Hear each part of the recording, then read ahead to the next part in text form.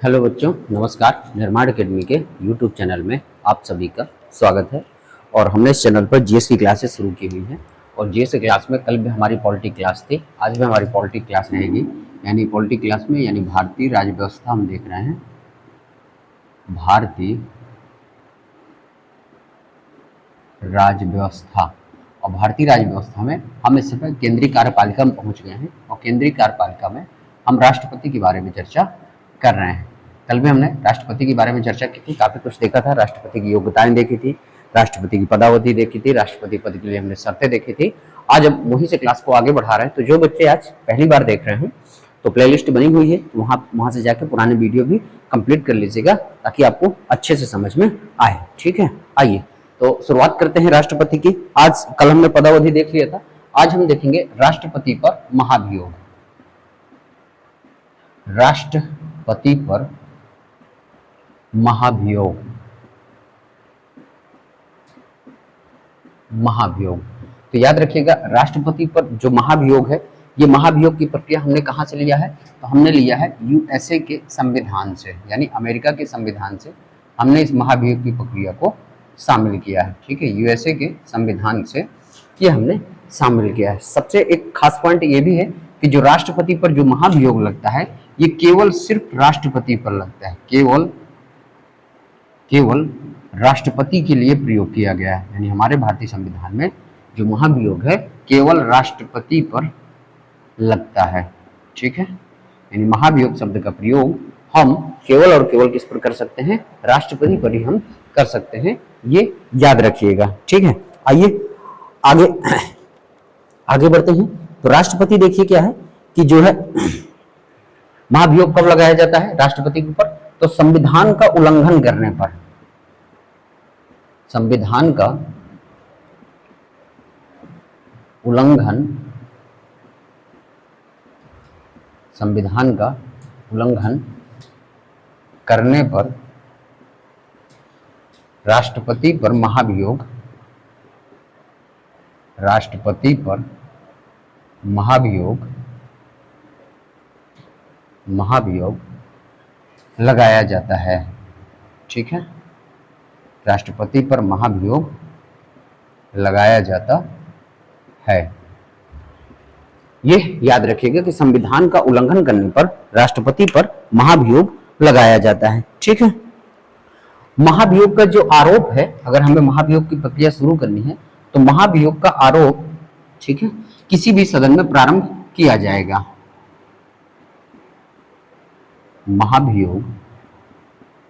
महाभियोग की प्रक्रिया किसी भी सदन से, महाभियोग की प्रक्रिया किसी भी सदन, यानी दो सदन है हमारे संसद के, तो किसी भी सदन से प्रारंभ किया जा सकता है, प्रारंभ किया जा सकता है। ठीक है, ये याद रखिएगा।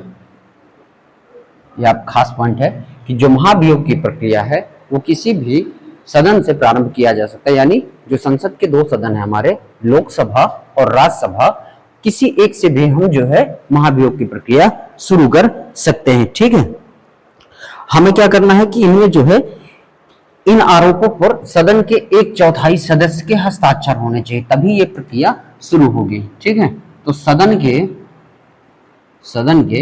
1/4 यानी 1/4 सदस्यों के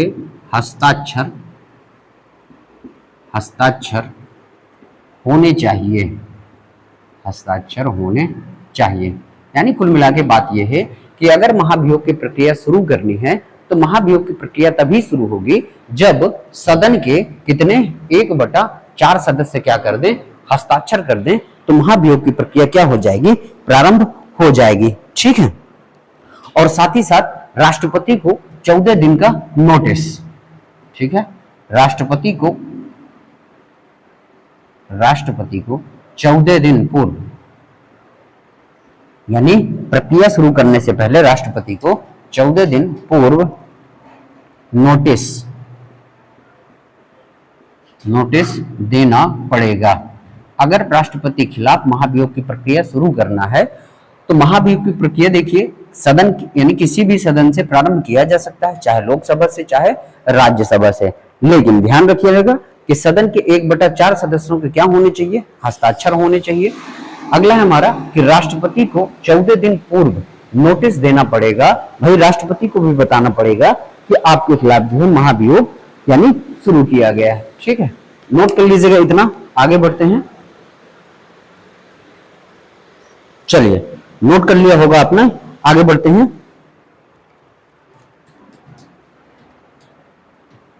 अब हम देखते हैं कि जो महाभियोग हमारा प्रस्ताव है, इस महाभियोग प्रस्ताव को किस बहुमत से पारित होना चाहिए। बहुमत भी देखिए हमारे 3 प्रकार के होते हैं, बहुमत के बारे में पढ़ेंगे जब आएगा हमारे सामने, लेकिन अभी हमें जो है देख लेते हैं। ठीक है, तो महाभियोग का प्रस्ताव, महाभियोग का प्रस्ताव 2/3 बहुमत से पारित होना चाहिए। 2/3 बहुमत से पारित होना चाहिए। महाभियोग का जो प्रस्ताव है ये क्या है, 2/3 बहुमत से पारित होना चाहिए, यानी कुल सीटों का कितना, जब 2/3 लोग यानी 2/3 लोग कह देंगे तभी महाभियोग का प्रस्ताव क्या माना जाएगा, पारित माना जाएगा। ठीक है, और एक सदन पर याद रखिएगा, जब एक सदन पर ये पारित हो जाएगा तो फिर कहां जाएगा, दूसरे सदन पे जाएगा, और वहां भी तो महाभियोग का प्रस्ताव 2/3 बहुमत से पारित होना चाहिए, अलग अलग सदन में, अलग अलग सदन द्वारा। ठीक है, अलग अलग सदन द्वारा आपका पारित होना चाहिए, अलग अलग सदन द्वारा पारित होना चाहिए। कुल मिला के ये है कि अगर मान के चलिए राज्यसभा में प्रस्ताव शुरू हुआ तो राज्यसभा में प्रस्ताव शुरू होगा तो 2/3 बहुमत से पारित होगा, फिर इसके बाद वो लोकसभा में जाएगा और लोकसभा में भी 2/3 बहुमत से पारित होना चाहिए। जैसे ही दोनों सदनों में अलग अलग प्रस्ताव ये पारित हो गया, उस दिन से राष्ट्रपति का पद को क्या माना जाएगा, रिक्त माना जाएगा। ठीक है, अलग अलग पारित होना चाहिए। पारित होने के बाद, पारित होने के बाद राष्ट्रपति को पद से हटाया जाएगा, हटाया जा सकता है, हटाया जाएगा। ठीक है, यानी जैसे ही सदनों के द्वारा अलग अलग प्रस्ताव पारित हो गया तो फिर राष्ट्रपति को क्या है, पद से हटा दिया जाएगा। ठीक है, याद रखिएगा। चलिए, तो इतनी बातें रही हमारी राष्ट्रपति के महाभियोग पर। आगे बढ़ते हैं। अब हम देखते हैं राष्ट्रपति के पद की रिक्तता, यानी राष्ट्रपति का जो पद होता है वो कैसे कैसे रिक्त होता है, इसके बारे में हमें देखना है। ठीक है, आइए तो देखते हैं राष्ट्रपति के पद की रिक्तता। राष्ट्रपति के पद की रिक्तता ये हमको देखना है। ठीक है, कि राष्ट्रपति का पद कैसे कैसे रिक्त होता है। तो निम्न प्रकार से इसके पद रिक्तता, जैसे पहला 5 वर्षीय कार्यकाल समाप्त होने पर, पहला तो ये है कि कैसे पद रिक्त होगा, तो 5 वर्षीय कार्यकाल समाप्त होने पर, यानी अगर 5 वर्ष का कार्यकाल पूरा हो गया तो फिर कहने का मतलब पद क्या हो जाएगा, रिक्त हो जाएगा। ठीक है, समाप्त होने पर यानी 5 वर्ष का कार्यकाल पूरा हो गया तो पद क्या हो जाएगा, रिक्त हो जाएगा। दूसरा है उनके त्याग पत्र देने पर। ठीक है, राष्ट्रपति अगर क्या कर दे, त्याग पत्र दे दे तो भी पद क्या माना जाएगा, रिक्त माना जाएगा, तो उनके त्याग पत्र देने पर। ठीक, ये दूसरा पॉइंट हो गया। तीसरा हम देखेंगे, तो तीसरा हमारा क्या है, महाभियोग की प्रक्रिया द्वारा, महाभियोग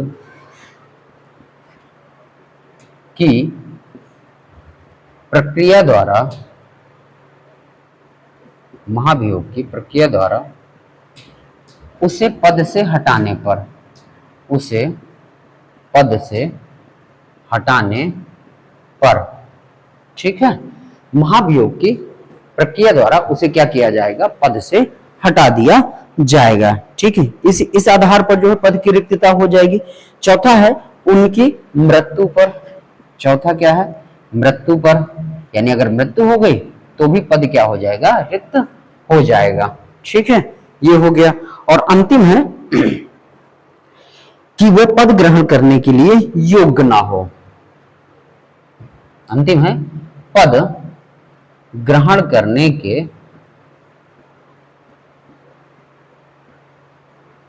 योग्य ना हो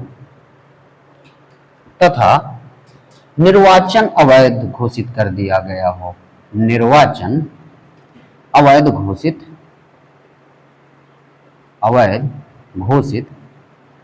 कर दिया गया हो। ठीक है, ये याद रखिएगा। इन आधारों पर राष्ट्रपति के पद की क्या हो जाती है? रिक्तता आपकी हो जाती है। पर एक पॉइंट कल मैंने आपको बताया था कि जो राष्ट्रपति का पद है वो कभी भी खाली नहीं हो सकता है। ये भी कल मैंने आपको बताया था, पर आज मैं आपको बता रहा हूं कि राष्ट्रपति के पद की रिक्तता इन आधारों पर होती है कि 5 वर्षीय कार्यकाल समाप्त हो जाएगा, त्याग पत्र दे देगा, या महाभियोग की प्रक्रिया द्वारा उसे पद से हटा दिया जाए, या मृत्यु हो जाए, या पद ग्रहण करने के योग्य ना हो, या निर्वाचन जो है अवैध घोषित कर दिया गया। याद रखिएगा, कुछ खास पॉइंट मैं आपको बताने जा रहा हूं कि अगर 5 वर्षीय कार्यकाल जब समाप्त हो रहा होगा तो यहां पर देखिए कि राष्ट्रपति अगर इन किसी भी आधारों पर, मैं इसको मिटा दे रहा हूं, आप लोग नोट कर लीजिएगा। ठीक है, ये स्क्रीनशॉट ले लीजिएगा। आइए मैं आपको कुछ खास पॉइंट समझाने जा रहा हूं, तो समझिएगा, बड़ा ध्यान से समझिएगा इसको, बड़ा काम की चीज है और एग्जाम में पूछा जाता है। अगर राष्ट्रपति का पद क्या हो जाता है? रिक्त हो जाता है। ठीक है, राष्ट्रपति का पद रिक्त होता है, जैसे कार्यकाल पूरा होने पर रिक्त होगा, तो कार्यकाल पूरा होने पर अगर रिक्त हो रहा है, कार्यकाल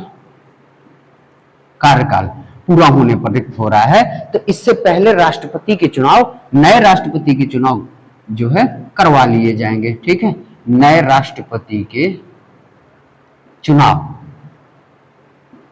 ठीक है, कराए जाएंगे। लेकिन अगर नए राष्ट्रपति के चुनाव मान के चलिए नहीं कराए जा पा रहे हैं, तो अभी वह पद पर बना ही रह सकता है जब तक नए राष्ट्रपति का चुनाव नहीं होगा। भले ही 5 वर्ष का कार्यकाल क्या हो गया हो, पूरा हो गया हो, अगर नए राष्ट्रपति का चुनाव नहीं हो रहा है तो पद पर बना रहेगा। ठीक है, लेकिन अगर मान के चलिए क्या हो जाए कि त्याग पत्र दे दे, तो त्याग पत्र देने पर याद रखिएगा कि अगर वो अब त्याग पत्र दे रहा है तब तो फिर वो पद नहीं संभालेगा। तो याद रखिए कि जैसे ही राष्ट्रपति त्याग पत्र देगा, और वो त्याग पत्र देता किसको है? तो वो देता है उपराष्ट्रपति को। किसको देता है? उपराष्ट्रपति को अपना त्याग पत्र देता है। लेकिन त्याग पत्र देने के बाद अब राष्ट्रपति का पद कौन संभालेगा? क्यों? क्योंकि संविधान में ये लिखा है कि राष्ट्रपति का पद कभी भी रिक्त नहीं हो सकता। तो ध्यान रखिएगा, जैसे ही त्याग पत्र देता है तो उपराष्ट्रपति को ही क्या बना दिया जाएगा? राष्ट्रपति बना दिया। यानी अब उपराष्ट्रपति कौन सा पद संभालेंगे? राष्ट्रपति का पद संभालेंगे। क्यों? क्योंकि हमारे सामने एक इमरजेंसी आ गई है, हमारे राष्ट्रपति ने त्याग पत्र दे दिया, तो त्याग पत्र देने के बाद राष्ट्रपति के पद को कौन संभालेगा? तो ये संभालेगा उपराष्ट्रपति। ठीक है, याद रखिएगा, त्याग पत्र देने पर, मृत्यु होने पर, ठीक है, मृत्यु होने पर, या पद के योग्य ना होने पर, ठीक है, कुछ ऐसा कर दिया, पद के योग्य ना होने पर, या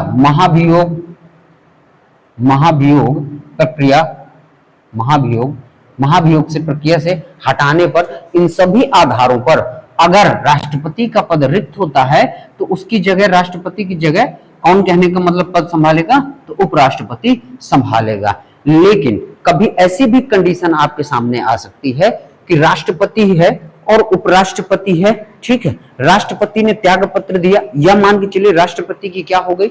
मृत्यु हो गई। उस दौरान उपराष्ट्रपति भी हमारे पास अवेलेबल नहीं है, या वो भी बीमार है, या कुछ ऐसा हुआ कि वो भी त्याग पत्र दे दिए, एक साथ दोनों व्यक्ति अगर त्याग पत्र दे दिए तो क्या होगा? यानी कुल मिला के मैं आपको समझाना चाह रहा हूं कि अगर राष्ट्रपति ने त्याग पत्र दिया या मृत्यु हुआ, उस दौरान उपराष्ट्रपति का पद जो है खाली, क्योंकि उपराष्ट्रपति के बारे में तो कोई ऐसी बात नहीं लिखी गई है कि उसका पद कभी रिक्त नहीं होना चाहिए। पर मान के हम चलते हैं कि अगर ऐसी कंडीशन आती है कि कि राष्ट्रपति का पद भी रिक्त हो जाए और साथ ही साथ उपराष्ट्रपति का पद रिक्त हो, तो फिर अब कौन पद संभालेगा? तो याद रखिएगा, अब जो है राष्ट्रपति के बाद तो हमने बताया कि उपराष्ट्रपति संभाले, लेकिन अगर ये दोनों नहीं है तो दोनों के ना होने पर स्टार रखिएगा कि इन दोनों के ना होने पर, ठीक है। मैं साधारण लिख रहा हूं, आप लोग अपने हिसाब से समझ लीजिए चीजों को, तो अच्छा रहेगा कि दोनों के ना होने पर, दोनों के ना होने पर सीजेआई यानी CJI chief justice of India यानी सुप्रीम कोर्ट के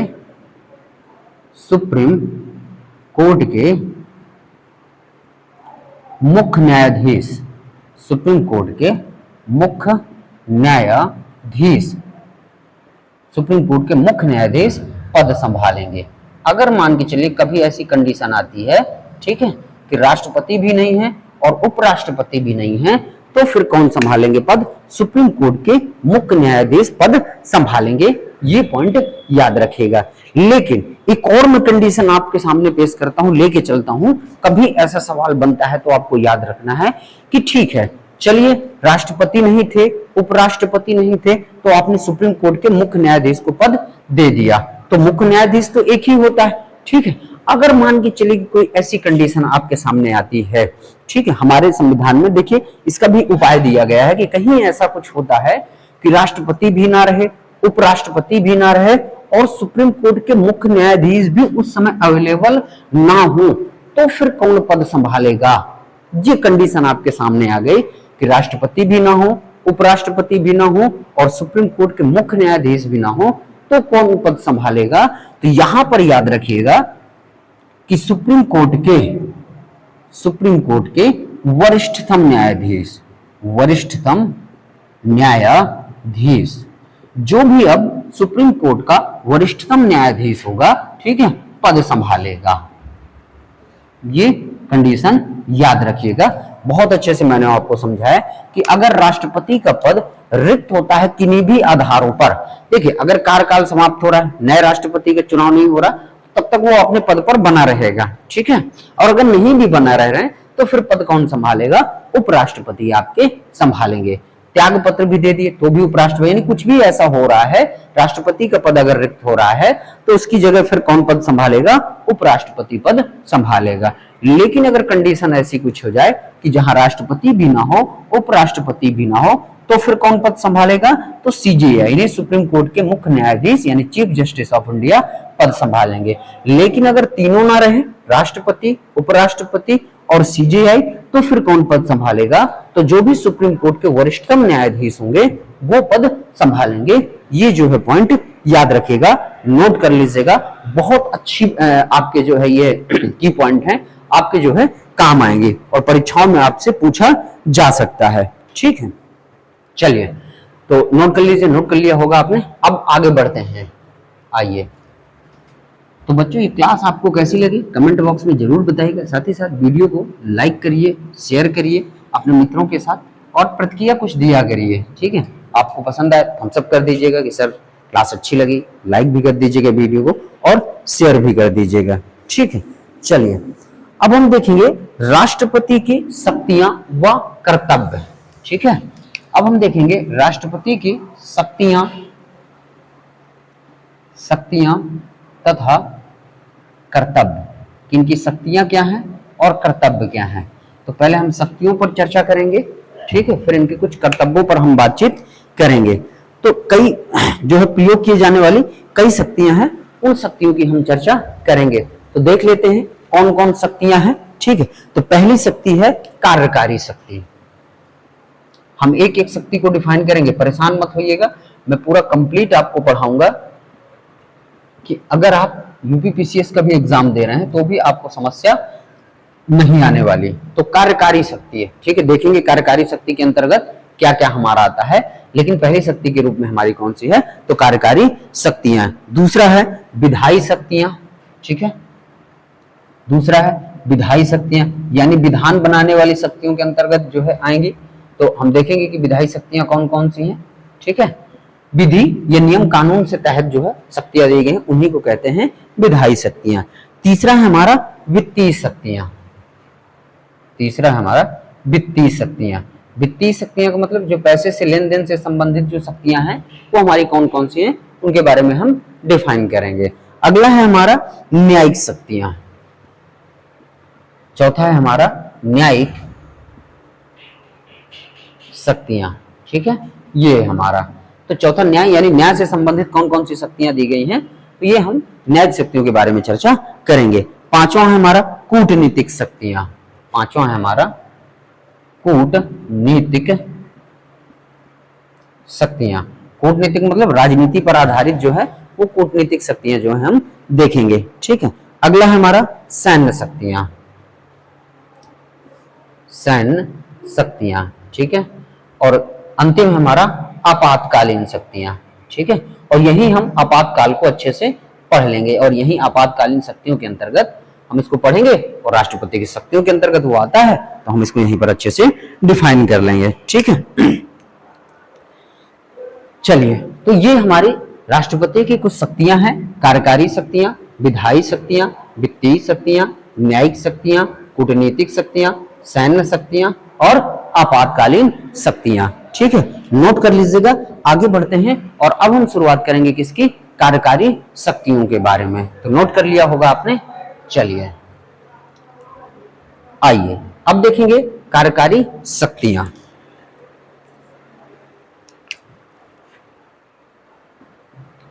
कार्यकारी शक्तियां, राष्ट्रपति की कार्यकारी शक्तियों के अंतर्गत क्या क्या आता है, तो महत्वपूर्ण पॉइंट हम जो है देखेंगे क्या आता है। तो पहला पॉइंट है इसमें कि भारत सरकार के सभी शासन संबंधी, भारत सरकार के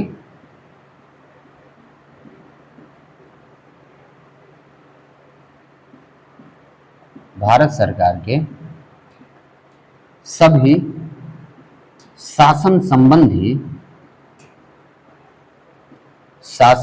संबंधी कार्य,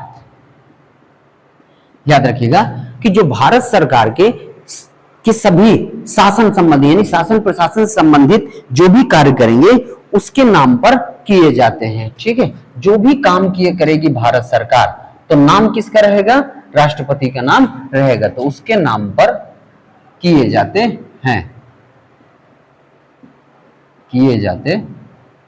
हैं। ये हमारा पहला पॉइंट है कार्यकारी शक्तियों के अंतर्गत कि भारत सरकार के जो भी शासन प्रशासन संबंधी कार्य किए जाएंगे वो किसके नाम पर किए जाएंगे, वो राष्ट्रपति के नाम पर किए जाएंगे। ठीक है,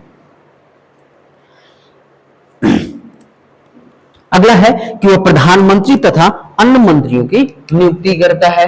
ठीक है, वह प्रधानमंत्री तथा अन्य मंत्रियों की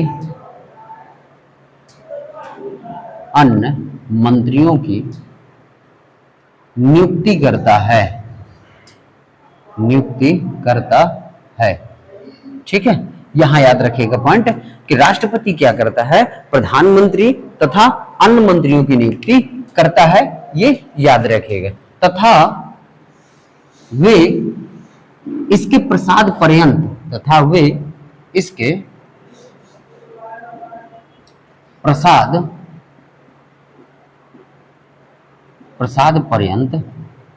पद धारण करते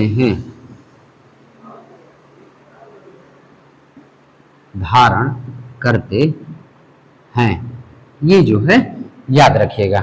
ठीक है, कि जो भी प्रधानमंत्री है या अन्य मंत्री जो भी हैं उन सब की नियुक्ति कौन करेगा, राष्ट्रपति करेगा, और वो सभी इसके प्रसाद पर्यंत पद धारण करते हैं।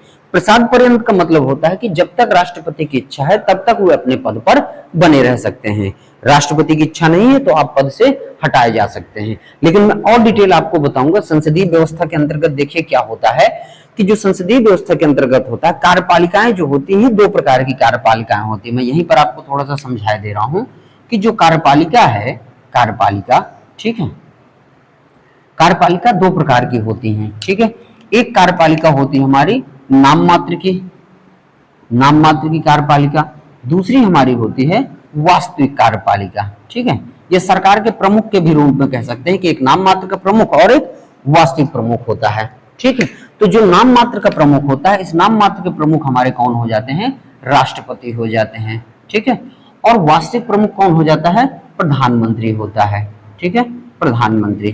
तो मैं आपको चीजें समझा रहा हूं, समझिएगा कि जैसे वो यहाँ पर प्रधानमंत्री तथा अन्य मंत्रियों की नियुक्ति करता है। देखिए, नियुक्त करने का मतलब यह है कि जैसे आपका चुनाव हुआ, क्योंकि जो भी लोकसभा के सदस्य जो है चुने जाते हैं वही आपकी कार्यपालिका को जो है चलाते हैं। ठीक है, तो चुनाव हो गए लोकसभा के, और उसमें जो बहुमत प्राप्त दल का नेता होगा उसी को प्रधानमंत्री नियुक्त किया जाएगा। ऐसे किसी को भी प्रधानमंत्री नहीं बनाया जा सकता। ये याद रखिएगा कि भाई किसी को भी प्रधानमंत्री बना दिया जाए या किसी को भी मंत्री बना दिया जाए, ऐसा कुछ नहीं है। तो यहाँ पर देखिए राष्ट्रपति क्या करेगा कि जो भी बहुमत प्राप्त दल का नेता होगा उसको प्रधानमंत्री बनाया जाएगा, और प्रधानमंत्री की ही सलाह पर अन्य मंत्रियों की नियुक्ति की जाती है। ठीक है, और वे राष्ट्रपति के प्रसाद पर्यंत पद धारण करने का मतलब यह है कि जब तक प्रधानमंत्री की इच्छा है। क्यों? क्योंकि अनुच्छेद आप अगर देखेंगे तो हम अनुच्छेद 74 और 75 में जब देखेंगे कि राष्ट्रपति जो कार्य करता है, इसके लिए आर्टिकल हमारे अनुच्छेद 74 और 75 मिलेंगे, आगे हम पढ़ेंगे, लेकिन मैं अभी से थोड़ा सा आपको समझा दूं कि अनुच्छेद 74 आपका कहता है कि राष्ट्रपति मंत्रिपरिषद के अनुसार कार्य करेगा। ठीक है, वह अपने मन से कुछ कार्य नहीं कर सकता है। राष्ट्रपति किसकी सलाह पर आधार पर काम करेगा? तो वो मंत्रिपरिषद की सलाह के आधार पर काम करेगा। जो मंत्रिपरिषद कहेगी और वो पूरा काम राष्ट्रपति को करना पड़ेगा। क्यों? क्योंकि राष्ट्रपति के ही नाम पर सारे काम होते हैं। काम नाम यानी जो काम है वो राष्ट्रपति के नाम का है, पर उन शक्तियों का प्रयोग कौन कर रहा है? प्रधानमंत्री। तो यहाँ मंत्रिपरिषद की सलाह कि अनुशंसा पर काम किसको करना है? राष्ट्रपति को करना है। पर ध्यान रखिएगा कि मंत्रिपरिषद का प्रमुख कौन होता है? वो प्रधानमंत्री होता है। ठीक है, राष्ट्रपति सिर्फ नाम मात्र का है, यानी उसके नाम पर सारे काम जो है चलाए जाएंगे। क्यों? क्योंकि संसदीय शासन प्रणाली हमने ब्रिटेन से ली है, और ब्रिटेन में आज भी ऐसा है कि वहां नाम सिर्फ किसका रहता है? राजा का रहता है। वास्तविक शक्तियों का प्रयोग कौन करता है? प्रधानमंत्री करता है। वही संसदीय प्रणाली हमने अपनाई है, तो हमारा जो नाम मात्र का प्रमुख है वो राष्ट्रपति है, और जो वास्तविक हमारे होते हैं प्रमुख वो प्रधानमंत्री होते हैं। तो मंत्रिपरिषद का भी प्रमुख कौन होगा? प्रधानमंत्री होगा। तो यहाँ याद रखिएगा कि मान के चले कि कोई मंत्री जो है ढंग से काम नहीं कर रहा है, तो प्रधानमंत्री सिफारिश करेगा राष्ट्रपति से कि इसको पद से हटा दिया जाए, तो फिर राष्ट्रपति उसको पद से हटा देंगे। तो ये बात जो है कार्यकारी शक्तियों के अंतर्गत थी आपके, तो याद रखिएगा। ठीक है, चलिए आगे बढ़ते हैं, इसको मिटा देते हैं, अब आगे बढ़ते हैं। ठीक है, ये कुछ 2 पॉइंट हमने देखे। तीसरा पॉइंट है कि वह महान न्यायवादी की नियुक्ति करता है। कार्यकारी शक्तियों के अंदर क्या है कि वह महान्यायवादी की नियुक्ति करता है। ठीक है, और उसके वेतन भत्ते भी निर्धारित करता है। ये भी याद रखिएगा, महान न्यायवादी की नियुक्ति करता है। ठीक है, और महान न्यायवादी का जो कार्यकाल होता है वो देखिए क्या होता है? राष्ट्रपति के प्रसाद पर्यंत रहता है। तो वह महान न्यायवादी की नियुक्ति करता है तथा वह राष्ट्रपति के प्रसाद पर्यंत रहता है, यानी राष्ट्रपति की इच्छा के अनुसार वो पद पर बना रहेगा। तो वह राष्ट्रपति के प्रसाद पर्यंत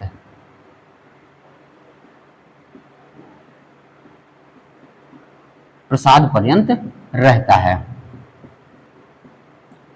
देखिए, राष्ट्रपति के प्रसाद पर्यंत का मतलब ये सीधा सा हम बोले कि जो प्रधानमंत्री कहेगा। क्यों? क्योंकि मंत्रिपरिषद का प्रमुख प्रधानमंत्री, और जो राष्ट्रपति काम करता है वो मंत्रिपरिषद की सलाह के अनुसार काम करता है। तो मंत्रिपरिषद सलाह कहेगी और उसका मुखिया प्रधानमंत्री, और प्रधानमंत्री फिर राष्ट्रपति को कहेगा कि ये काम करना है। तो कुल मिला के आप ये समझे, लेकिन जो किताबी भाषा है आपको समझना है कि वह राष्ट्रपति के प्रसाद पर्यंत रहता है। राष्ट्रपति की जब तक इच्छा है तब तक वह पद पर बना रहेगा। ठीक है, साथ ही साथ देखेंगे कि और काम क्या करता है। तो वह भारत के नियंत्रक एवं महालेखा परीक्षक, नियंत्रक एवं महालेखा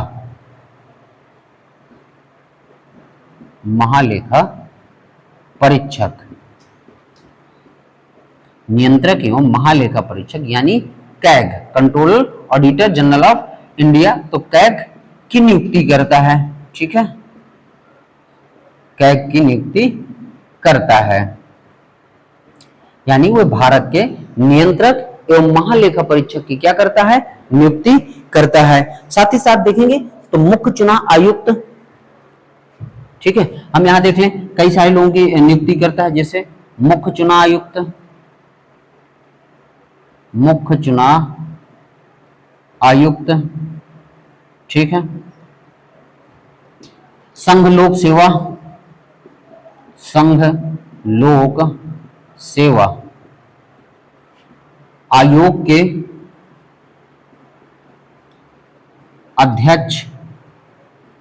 अध्यक्ष तथा सदस्यों को नियुक्त करता है, तथा सदस्यों को, जो यूपीएससी के अध्यक्ष और सदस्य होंगे उनकी भी नियुक्ति, साथ ही साथ राज्यपालों की नियुक्ति, जो राज्यपाल आपके कहां राज्यों में मिलेंगे, तो राज्यपालों की नियुक्ति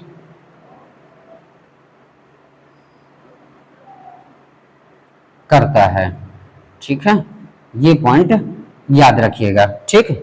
चलिए आगे बढ़ते हैं, तो देखिएगा कि वह क्या क्या कर सकता है। महान्यायवादी की नियुक्ति करता है, नियंत्रक एवं महालेखा परीक्षक यानी कैग की नियुक्ति करता है, मुख्य चुनाव आयुक्त की नियुक्ति करता है, संघ लोक सेवा के आयोग के सदस्य मतलब अध्यक्ष व सदस्यों की भी नियुक्ति करता है, राज्यों के राज्यपाल के कहने का मतलब नियुक्ति करता है, और अगर देखना चाहे तो वित्त आयोग के अध्यक्ष एवं सदस्यों को साथ ही साथ हम यहाँ पर शामिल कर सकते हैं वित्त आयोग।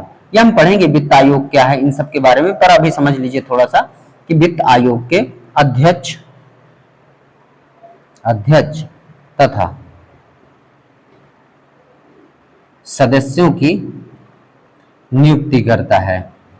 तो इतने पॉइंट याद रखिएगा कि इन सब की नियुक्ति कौन करता है, तो इन सब की नियुक्ति कौन करता है, राष्ट्रपति आपका करता है, ठीक है। और ये सभी कार्यकारी शक्तियों के अंतर्गत आपके आते हैं, ठीक है। चलिए और देख लेते हैं, इसके कुछ 2 पॉइंट बच रहे हैं कार्यकारी शक्तियों के अंतर्गत, तो वो 2 पॉइंट देख लेते हैं, फिर इसके बाद हमारी कार्यकारी शक्तियां समाप्त हो जाएंगी, तो नोट कर लीजिएगा। आइए, तो 2 पॉइंट हमारे और हैं कि वो क्या करता है, एससी एसटी और ओबीसी आयोगों की नियुक्ति करता है। जो हमारे आयोग हैं कौन कौन से, अनुसूचित जाति एवं अनुसूचित जनजाति और जो है अन्य पिछड़ा वर्ग, ठीक है। तो याद रखिएगा अनुसूचित जाति यानी एससी शेड्यूल कास्ट, ठीक है।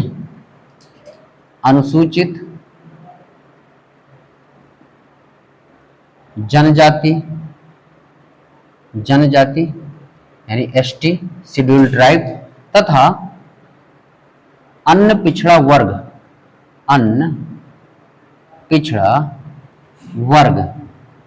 ठीक है, यानी अदर बैकवर्ड कास्ट ओबीसी आयोगों की,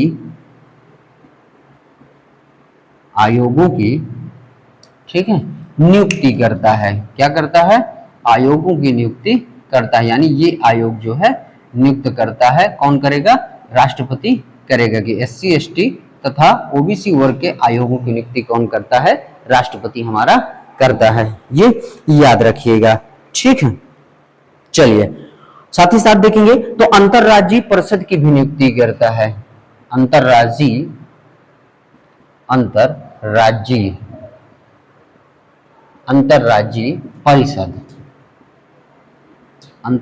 परिषद की नियुक्ति करता है। और अंतरराज्यीय परिषद होती क्या है, तो अंतरराज्यीय परिषद ये है कि राज्यों तथा केंद्रों के मध्य क्या है, कुल मिला के एक आपकी सहयोग के मध्य सहयोग के लिए, ठीक है। यहां पर कि राज्य के मध्य या केंद्र राज्य के मध्य जो है सहयोग की भावना, ठीक है, राज्य केंद्र के मध्य सहयोग की भावना के लिए, ठीक है, कि मिलकर काम करेंगे, तो मध्य सहयोग के लिए क्या किया जाएगा, आपका अंतरराज्यीय परिषद बनाई जाती है। तो ये रही हमारी राष्ट्रपति की कुछ जो है कार्यकारी शक्तियां, ठीक है। एक और खास पॉइंट है कि वह किसी भी क्षेत्र को अनुसूचित क्षेत्र घोषित कर सकता है। ये उसकी सबसे महत्वपूर्ण खास है कि वह है किसी भी क्षेत्र को अनुसूचित क्षेत्र घोषित कर सकता है, यानी अनुसूचित क्षेत्र घोषित कर सकता है। उसके देखिए अलग अलग फायदे मिलते हैं। जो अनुसूचित क्षेत्र घोषित हो जाता है तो वहां बहुत सारी जो है छूट मिलते हैं, यानी कुल मिला के अनुसूचित क्षेत्र घोषित किया जाता है। वहां पर फिर विकास के बहुत सारे काम किए जाएंगे, तो किसी भी क्षेत्र को अनुसूचित क्षेत्र घोषित कर सकता है।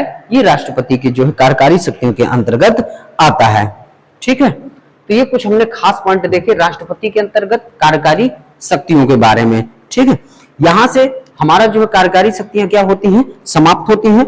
अगली क्लास में अब यहां से आगे हम शुरू करेंगे विधायी शक्तियों के रूप में। तो पढ़ते चलिएगा बच्चों, नोट्स बकायदे बनाइएगा। बहुत अच्छी क्लास जो है इस समय पढ़ाई जा रही है आपको। यहां से अगर आप पढ़ेंगे तो कोई भी आपका जो है पॉइंट यहां से मिस नहीं होगा। बहुत डिटेल से आपको पढ़ाया जा रहा है। अगर आप ईमानदारी से पढ़ते हैं, रिवीजन करते हैं, नोट्स बनाते हैं और थोड़ा सा जो है प्रतिक्रिया जाहिर किया करिए। क्लास आपको पसंद आए तो थम्स अप करिएगा, वीडियो को लाइक करिए, शेयर करिए। व्हाट्सएप, फेसबुक वगैरह में हर जगह जो है क्लास को शेयर कर सकते हैं। तो मिलते हैं आपसे अगली क्लास में। तो हमारी जो है पॉलिटी क्लास आज से अब खत्म होती है। कल हमारी क्लास जो है आपकी होगी जियोग्राफी की। तो 2 दिन हमारी पॉलिटी, फिर इसके बाद जियोग्राफी होगी। तो 2 दिन जियोग्राफी और 2 दिन फिर आपकी हिस्ट्री, और संडे को फिर हम साइंस देखते हैं। तो पॉलिटी क्लास आज हमारी यहीं तक। अगली क्लास में हम शुरू करेंगे विधायी शक्तियां, लेकिन कल यानी हमारी जियोग्राफी, यानी आपकी जो है बुधवार को हम जियोग्राफी देखेंगे। तो वहां से आगे पढ़ेंगे। तो मिलते हैं आपसे कल, तब तक के लिए धन्यवाद। जय हिंद, वंदे मातरम।